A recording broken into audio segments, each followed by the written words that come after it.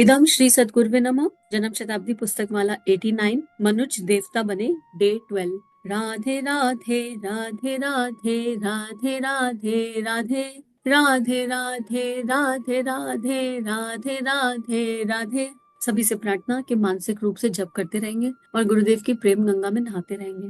गुरुदेव माता जी की गोदी में बैठे हैं हम लोग, वो प्रेम से सिर सहला रहे हैं और प्रेम से हम मानव योनि तो प्राप्त कर चुके हैं, लेकिन मानवता वो क्या होती है गुरुदेव हमें सिखा रहे हैं। उसके बाद महानता का सोपान सिखा रहे हैं। महानता का मतलब संसार की दृष्टि से देखो तो वो फिर ऐषणाओं में चला जाता है, पर गुरुदेव जिस महानता की बात कर रहे हैं वो आत्मिक महानता की बात कर रहे हैं। महानता मतलब ऊंचे उद्देश्यों के लिए जीवन को जीना, और जो उस ऊंचे उद्देश्य के लिए जीवन को जीने लगने लगता है या उसका प्रयास अभ्यास करता है, उसके भीतर देवता का जागरण होता है। गुरुदेव हमें हमारे भीतर के देवता के जागरण का रास्ता बता रहे हैं। फिर गुरुदेव हमें यूथ एनर्जी से जोड़ रहे हैं। गुरुदेव कह रहे हैं उम्र के बारे में मत सोचो, जैसा हम सोचेंगे वैसा हम बन जाएंगे। अगर हम अपने आप को 40 की उम्र में, 45 की उम्र में, 50 या 60 की उम्र में ये कहते रहे, अगर हम अब जीवन ही कितना बचा है, अब तो निकल गया, अब तो कर लिया जो करना था, या एक ये हीनता वाली एनर्जी को जिएंगे, तो बचा हुआ जीवन बेकार कर देंगे। हम इस समय हमारी एज क्या है ये मैटर नहीं करता।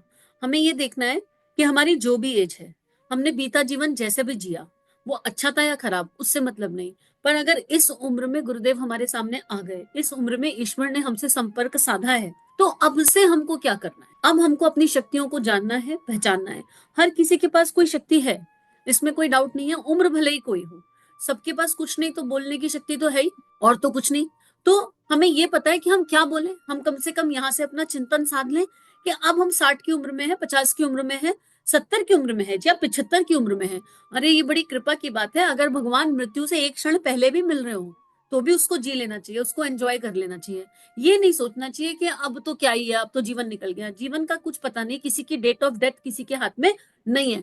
तो गुरुदेव कह रहे हैं कि अपने हृदय तरंग से युवा बनकर रहो, अपने आप को बुढ़ापे का एक्सक्यूज मत दो। यकीन मानिए बुढ़ापे का एक्सक्यूज देते हैं हम। अब हमारी उम्र हो गई, अब हम ये नहीं कर सकते। उम्र हो गई, लोगों की बुराई भलाई कर सकते हैं, चिड़चिड़ापन फैला सकते हैं, पूरे घर को कंट्रोल करने की एनर्जी रख सकते हैं, कंट्रोल फ्रीक बन सकते हैं, लेकिन भगवान का नाम सही तरीके से नहीं ले सकते हैं, अपनी आत्मनिर्माण नहीं कर सकते हैं। आत्मनिर्माण तो किसी भी उम्र में किया जा सकता है, और गुरुदेव कह रहे हैं आत्मनिर्माण समाज की सबसे बड़ी सेवा।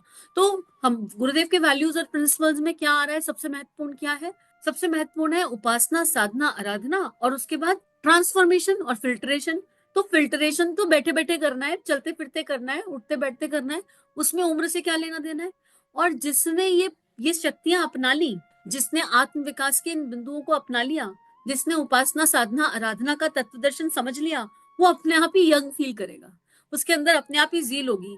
हम बोल सकते हैं थोड़ी सी टेक्नोलॉजी सीखने की कोशिश करें, और अखंड ज्योति अगर पढ़ते हैं, युग निर्माण पढ़ते हैं, कुछ भी नहीं तो इतना पढ़ते हैं, पढ़ नहीं सकते, अगर सुनते हैं तो अपने व्हाट्सएप स्टेटस पर एक ऑडियो डाल दें, आज हमने अखंड ज्योति का ये वाला क्रमांक, ये वाला अंक सुना, इसमें हमें ये बात अच्छी लगी, आप भी सुनिए।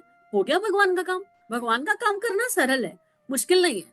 आज हमने यहाँ से गुरुदेव की ये वाली वाणी सुनी, हमें बहुत अच्छी लगी, आप भी सुनिए, हो गया काम। कुछ नहीं तो गायत्री मंत्र बोलकर डाल दीजिए सबके मंगल के लिए।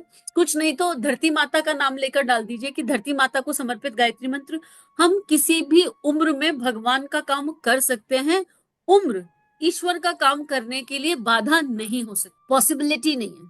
और हमको अपने सौभाग्य को सराहना है, और वहीं से वो जज्बा आएगा, वहीं से वो फीलिंग आएगी, जहां पर 30-40 की उम्र में लोग पढ़ाई भी शुरू करते हैं। अगर अब तक नहीं पढ़े और उम्र 40 हो गई तो, और पढ़ने का मन में भाव आ गया, तो अभी पढ़ लो ना, कोई मना कर रहा है पढ़ने के लिए? रोक कौन रहा है?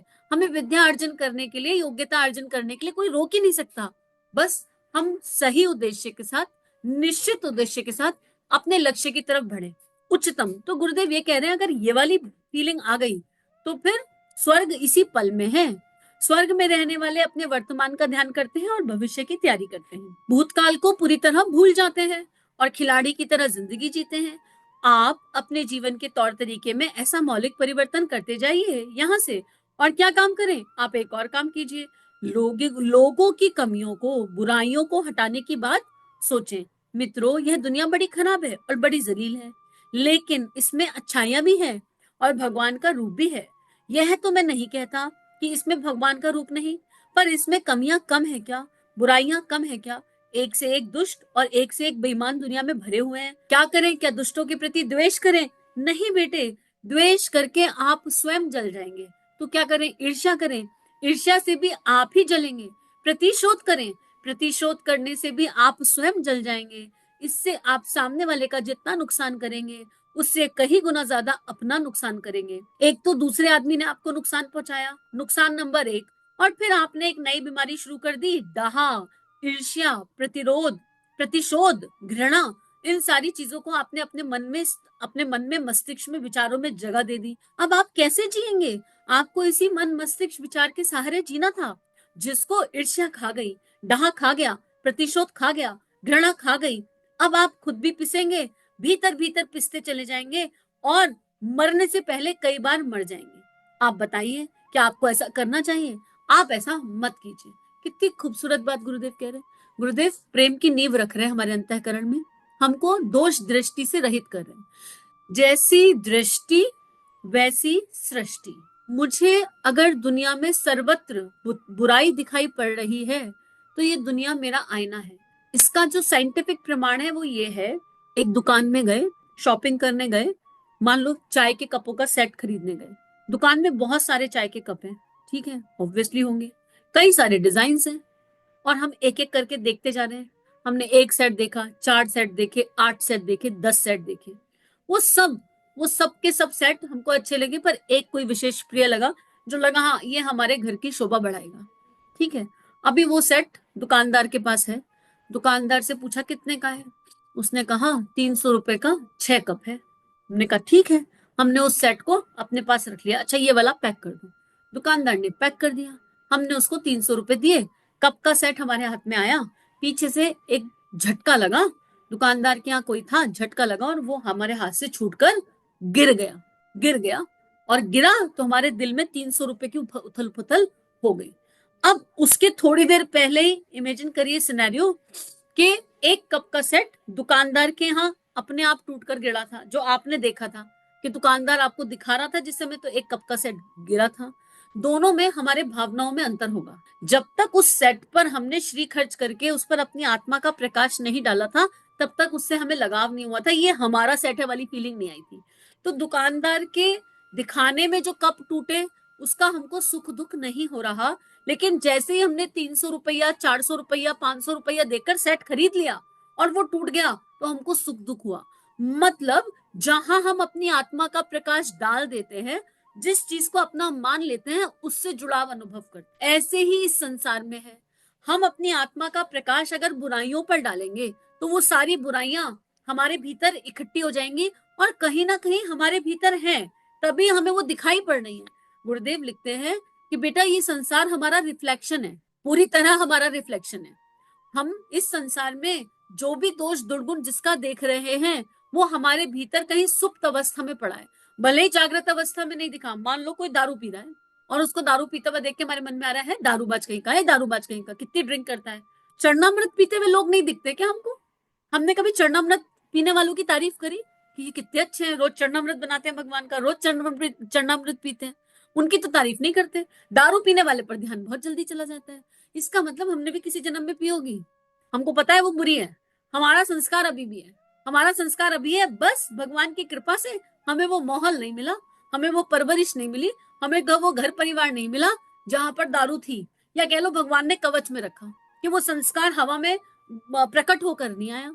तो गुरुदेव यहाँ ये कह रहे हैं कि इस दुनिया में अच्छा भी है, बुरा भी है। हम फिल्ट्रेशन कर लें, और इसी को कहते हैं परिशोधन, कि हम केवल अच्छा देखने का अभ्यास करेंगे, और कहीं बुराई दिखी तो ये नहीं कहा जरा अपने घरों में घुस जाओ, और रावणता मचा रहा है तो उसको मचाने दो, त्राहिमाम चल रहा है तो चलने दो, पर सुलझी दृष्टि से देखने की आवश्यकता है कि हम क्या कर सकते हैं। बुराई को दूर करना है, पर जो इंसान बुरा कर रहा है वो तो गलत नहीं है, वो तो बचपन से हमारे जैसे ही जन्मा था, जैसे हम नित्य शुद्ध बुद्ध एक न्यू बॉर्न के जैसे जन्मे थे, वो भी जन्मा था। गुरुदेव कह रहे हैं उस व्यक्ति के प्रति करुणा रखो, उस व्यक्ति के प्रति करुणा रखो, लेकिन उसके कर्म के बारे में एनालिसिस करना है तो ये सोचो हम क्या कर सकते हैं। और मात्र प्रार्थना, अगर चिंतन किसी व्यक्ति पर या उसकी किसी बुराई पर जा रहा है, तो केवल करुणा की एक भावना कि हे प्रभु, जो कृपा हम पर हुई वो कृपा सब पर करो। जो आपने हमें समझा दिया, सिखा दिया, बता दिया, वो इनको भी, इस आत्मा को भी सिखा दो, बता दो, और हम डेट ना ढूंढे। अब हमने गुरु कार्य करने की दृष्टि से किसी व्यक्ति को कुछ करते हुए देखा, उससे कहा भाई तुम ये वाली बुक पढ़ लो गुरु जी की, तुम ये वाला स्वाध्याय कर लो। उसने कहा ये तुम्हारा काम है, हमें नहीं करना। तो हमने तुरंत धारणा बना ली इनका तो कुछ हो ही नहीं सकता, इनको तो सुनना ही नहीं। अरे भाई, गुरुदेव जान रहे हैं ना उसे, गुरुदेव उससे प्यार करते हैं, तभी तो आपके माध्यम से उसका दरवाजा खटखटाया है। लेकिन उसका दरवाजा कब खुलेगा ये भी तो डेट गुरुदेव के बाद फिक्स है। ये डेट भी तो ऑलरेडी फिक्स है पहले से। वो प्रारब्ध, उसके पास जो विकार है वो अपना प्रारब्ध पूरा करके जाएगा। अगर हम केवल अपने भीतर झांकना शुरू कर दें तो ये समस्या पूरी तरह समाप्त हो जाएगी। इस देश में कोई बुरा नहीं रहेगा। हर व्यक्ति अगर अपने भीतर की बुराई खोजकर उनको अच्छाई में बदलने का काम करे तो इस दुनिया में से बुराई खत्म हो जाएगी। समस्या ये हो रही है कि 95% हम सब लोग अपने अंदर की बुराई देखते ही नहीं और पूरे संसार की बुराई ढूंढते रहते हैं, और संसार में बुराई बढ़ती चली जा रही है। दो लोग जब फोन पर बात करते हैं तो उसमें किसी तीसरे का चिंतन होता है और तीसरे की बुराई के अलावा कुछ कर नहीं रहे होते। मोस्ट ऑफ द टाइम ये होता है। हम इतना ज्यादा बुराइयों का चिंतन करते हैं कि कलयुग आया क्यों है? कलयुग किसी चिंतन के कारण आया है। सतयुग आएगा कैसे? दो लोग किसी तीसरे के बारे में बात करें और उसकी दिव्यता की बात करें। अगर ये सारा संसार इस फ्रिक्वेंसी पर शिफ्ट हो जाए तो सतयुग एक दिन में आ जाए। और दूसरा, अध्यात्म में चले जाते हैं तो अपना चिंतन करते हैं, तो अपनी हीनता पर चिंतन करने लगते हैं, अपनी बुराइयों पर चिंतन करने लगते हैं। तो गुरुदेव इन सारे जंजालों से हमें बाहर निकालने का प्रयास कर रहे हैं। और इस पर इतनी डिटेल में बात इसीलिए करी क्योंकि ये ना नींव है, ये अध्यात्म की नींव है कि हम परचिंतन ना करें। और अगर कर भी रहे हैं तो केवल सामने वाले के गुणों पर ध्यान केंद्रित करें। इस दुनिया में हर आत्मा के पास कोई एक गुण तो मिनिमम है, मिनिमम। हमें सबके गुण देखने आनी चाहिए। गीता में भगवान श्री कृष्ण कहते हैं गुण ग्राही दृष्टि। अर्जुन से कहते हैं अर्जुन, जिसकी गुण ग्राही दृष्टि हो जाती है उस पर मैं अपना गुहतम ज्ञान प्रकट करता हूँ। मतलब वो ज्ञान जो गीता में भी नहीं लिखा, वो उस पर प्रकट करता हूँ। ये गीता में भगवान श्री कृष्ण का संदेश है। तो हम अभ्यास करें कि पहले हम दोष दृष्टि से मुक्त हो, फिर हम अगले स्टेप पर परचिंतन से मुक्त हो, उसके बाद हम सामने वाले के सद्गुणों पर ध्यान केंद्रित करें, और उसके बाद फिर अवस्था ऐसी हो जाए कि हमें दोष दिखने ही बंद हो जाए। एक ऐसी होगी कि पहले दोष दिख रहे हैं, फिर उनका सफाया किया जा रहा है, फिर उस अवस्था पर चले जाएं कि हमें किसी का दोष ना दिखे।